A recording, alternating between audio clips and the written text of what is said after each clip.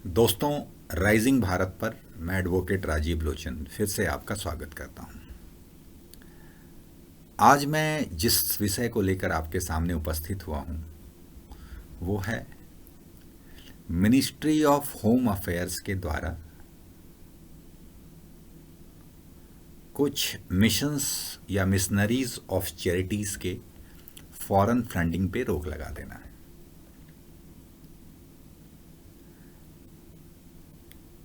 अब इस चीज़ को समझने की ज़रूरत है जिसमें कैलकाटा की जो मिशन ऑफ चैरिटी में जो mother Teresa mission of charity है या कई और इस तरह के जो सिमिलर मिशनरीज़ हैं जिनको फॉरेन फंडिंग आती है, तो उस फॉरेन फंडिंग को जो है रोक दिया गया मिनिस्ट्री ऑफ होम अफेयर्स के द्वारा। लेकिन इस बात को समझने की कोशिश करनी चाहिए कि आखिर इस फॉरेन फंडिंग का होता क्या है। सबसे पहले अगर हम मूलभूत कारणों में जाएं कि ज़्यादातर जो मिशनरीज़ हैं वो ऑपरेट कर रहे हैं जिसके 3 मुख्य बिंदुओं पे वो काम करते हैं। जो पहला बिंदु है आपको नज़र आएगा वो है कि उनके कॉन्वेंट स्कूल्स, बहुत सारे स्कूल्स ऑपरेट करते हैं जो मिशनरी ऑफ चैरिटीज़ के द्वारा ऑपरेट किए जाते हैं। दूसरा बिंदु है कि कई हॉस्पिटल्स भी उनके द्वारा ऑपरेट किए जाते हैं। और तीसरा बिंदु है कि इस पैसे का इस्तेमाल जो है वो क्रिश्चियनिटी, क्योंकि ये क्रिश्चियन मिशनरी है तो क्रिश्चियन मिशनरी वो अपने धर्म के प्रचार में लगाते हैं। जैसा कि पहले भी मैंने चर्चा किया कि आर्टिकल 30 में ये प्रोविज़न डाला गया जिसमें जो माइनॉरिटी है, ये बड़ी ही विडंबना देखिए इस आर्टिकल 30 के कॉन्ट्रडिक्शन की बात मैं कर रहा हूँ कि जो माइनॉरिटी है इसका मतलब हिंदू छोड़कर, क्योंकि जो मेजॉरिटी ऑफ भारत में जो मेजॉरिटी पॉपुलेशन है वो हिंदू है, तो हिंदू छोड़कर जो बाकी दूसरे धर्म के लोग हैं, चाहे वो सिख हैं, चाहे वो ईसाई हैं, चाहे वो मुस्लिम हैं, वो अपने धर्म का प्रचार प्रसार कर सकते हैं।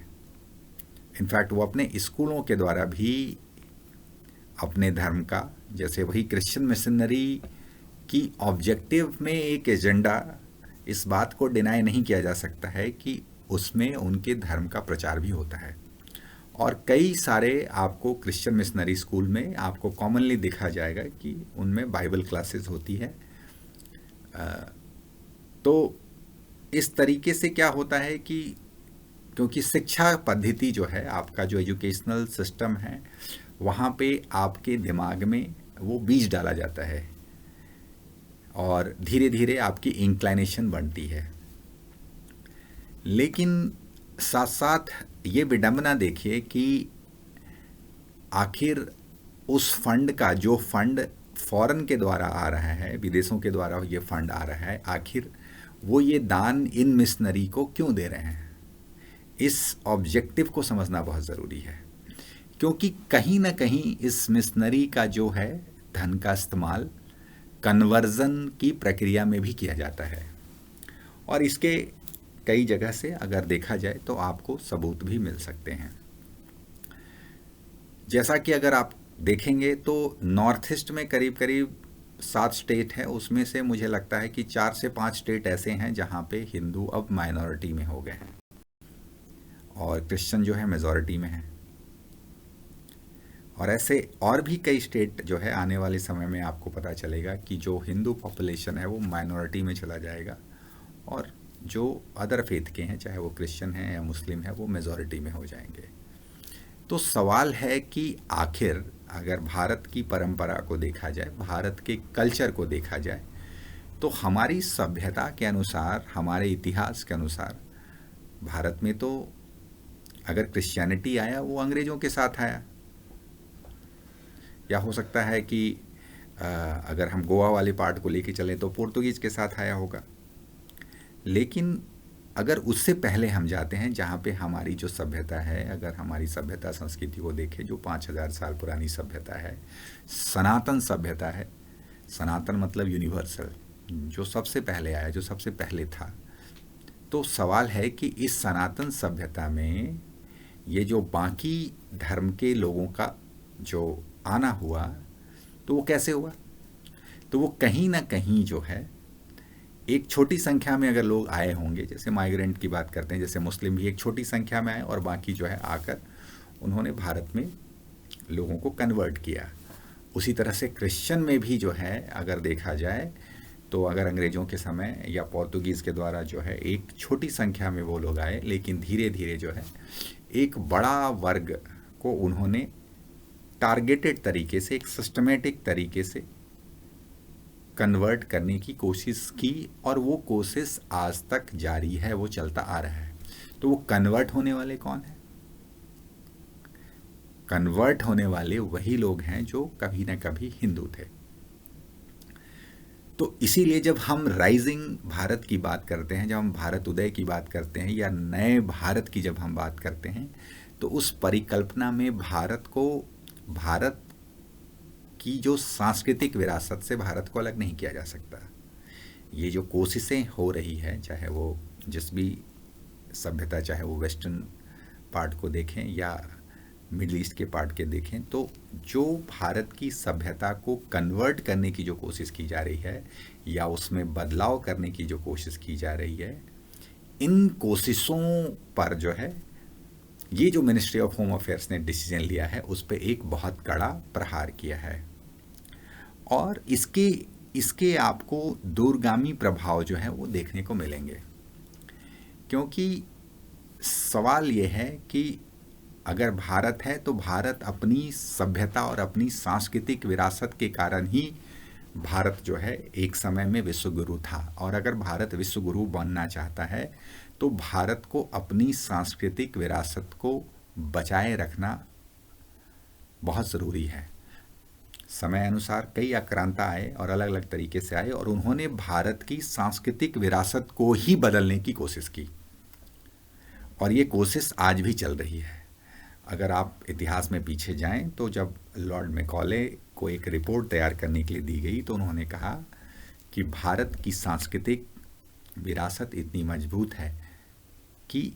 इस देश पे, क्योंकि जब 1857 की जब गदर हुआ, तो जो है उसके बाद जो है उन्हें लगा कि अब भारत में, क्योंकि जो है अगर लोग एकत्रित हो गए तो रूल करना बहुत मुश्किल हो जाएगा। तो ऐसी स्थिति में उन्होंने क्या किया, उन्होंने लॉर्ड मैकॉले को ये जिम्मेवारी दी, और लॉर्ड मैकॉले ने बेसिकली जब पूरा अध्ययन किया, और अध्ययन के बाद जब उन्होंने ब्रिटिश गवर्नमेंट को एक रिपोर्ट भेजी, तो उस रिपोर्ट में उन्होंने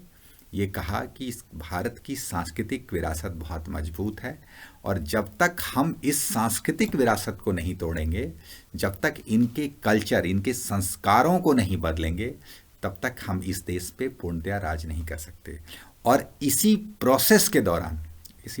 दौरान क्या हुआ कि उन्होंने धीरे धीरे जो है कॉन्वेंट एजुकेशंस, हमारी गुरुकुल की परंपराएं धीरे धीरे ख़त्म होने लगी या कम होने लग गया, और दूसरी तरफ ये जो कॉन्वेंट एजुकेशन की जो परंपरा है उसको जो है वो आगे उन्होंने बढ़ाना शुरू किया। और धीरे धीरे समय अनुसार आप ऐसा देखेंगे कि ज़्यादातर जो बच्चे हैं जो कॉन्वेंट एडुकेटेड हैं, तो उनके कल्चरल थॉट में एक बहुत बड़ा शिफ्ट आप देखेंगे। और कई बार ऐसा भी देखा गया कि कहीं ना कहीं वो हमारी अपनी जो सांस्कृतिक विरासत है उससे वो दूर हो जाते हैं, उन्हें वो कहीं ना कहीं वो ज़्यादा एडमायर करने लग जाते हैं किसी और संस्कृति को, या वो वेस्टर्न संस्कृति जो कल्चर है उसके इन्फ्लुएंस में बहुत ज़्यादा आने की कोशिश करते हैं या आ जाते हैं। तो इस तरीके के जो ट्रांजिशन होता है, क्योंकि वो थॉट प्रोसेस में एक ट्रांजिशन आना है, तो जब धीरे धीरे आप कल्चर को बदल देते हो किसी देश के, तो नेचुरल बात है कि आप मेंटली उनको, दिमागी तौर पे ऐसे लोगों को आप गुलाम बनाते हो अपनी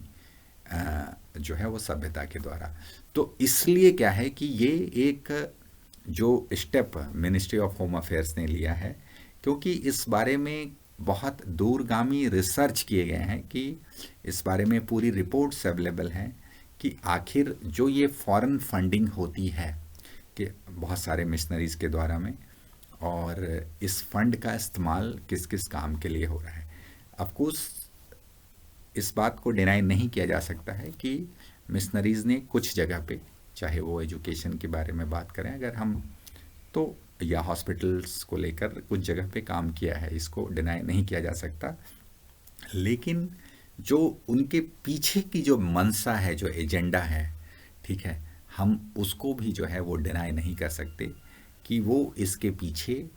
एक उनका जो हिडन एजेंडा है उस पे भी वो काम कर रहे हैं। और इन्हीं चीज़ों को देखते हुए, क्योंकि हम लोग भी इस दौरान अगर कई जो है वो कॉन्वेंट स्कूल्स के से मिलने का मौका मिला, या उनके सिस्टम को समझने का मौका मिला, या कई जगह जो है जिस तरीके से उनका काम चल रहा है, या जिस तरीके से वो अपने धर्म का प्रचार करते हैं। और आपको कई जगह जो है छोटे छोटे ग्रुप्स भी मिल जाएंगे जो जो इस पर काम कर रहे हैं। तो आखिर सवाल ये पैदा होता है कि जो हमारा संविधान है वो उनको अपने धर्म के प्रचार प्रसारण की इजाज़त देता है, लेकिन जिस तरीके से फॉरेन फंडिंग आ रही है और फंडिंग का इस्तेमाल हो रहा है, और वो कई बार प्रलोभन के तौर पे भी आता है, जैसे मैंने कहा छोटे छोटे बेनिफिट्स के रूप में आता है, क्योंकि ये इन्होंने ऐसे ऐसे दूरगामी जगहों पे जो है अपना जो इन्होंने धर्म प्रचार के लिए गए वहाँ, जैसे पहले चर्च का निर्माण होता है, उसके बाद एक स्कूल बनता है, या उसके बाद हेल्थ सर्विसेज आते हैं, या हॉस्पिटल बनता है। तो इस तरीके से धीरे धीरे वो उस पूरे प्रोसेस को एक ट्रांजिट में लाते हैं, और ये ट्रांजिशन धीरे धीरे वहाँ के जो गरीब लोग हैं या दलित लोग हैं, और जो, क्योंकि सबसे पहले जो है ट्रांजिशन वहाँ से शुरू होता है, ये उनको कैच करते हैं, और धीरे धीरे जो है वो समाज के उस वर्ग में जो इनका एजेंडा है, उस एजेंडा को जो है वो पहुंचाने की कोशिश करते हैं, या जो कन्वर्जन का काम है तो उसमें भी कहीं ना कहीं एक बहुत बड़ी भागीदारी रहती है। तो इसलिए ये एक एक एक ऐसा कदम है जो कहीं ना कहीं जो जो लोग कन्वर्जन के काम में जुड़े हुए हैं और जिनकी कोशिश है कि कन्वर्ट करें, तो उनको कहीं ना कहीं मिनिस्ट्री ऑफ होम अफेयर्स के इस कदम से बहुत बड़ा झटका लगा होगा। और साथ साथ ये, क्योंकि जो कारण है, बिकॉज़ जो फंड का यूजेस है, क्योंकि अगर इस हिडन एजेंडा को अगर हम नहीं समझ पाएंगे, क्योंकि सरकार ने ये कदम ज़रूर अपनी एक पूरी होमवर्क करने के बाद ही ये कदम लिया है। तो जो भी अगर आरोप प्रत्यारोप, या जो कई बार कई राजनीतिक आरोप लगाने की कोशिश की जाएगी इसके द्वारा, लेकिन वो सब जो है सच को झुठला नहीं सकते हैं कि इसके पीछे जो है ये फॉरेन फंडिंग जो है ये मिशनरीज़ को होती है, इसके पीछे जो हिडन एजेंडा है वो भी बहुत क्लियर है। और इसलिए यह मिनिस्ट्री ऑफ होम अफेयर्स का बहुत ही सराहनीय कदम है। यदि आपको मेरा वीडियो पसंद आए तो लाइक करें, शेयर करें और सब्सक्राइब करें। धन्यवाद।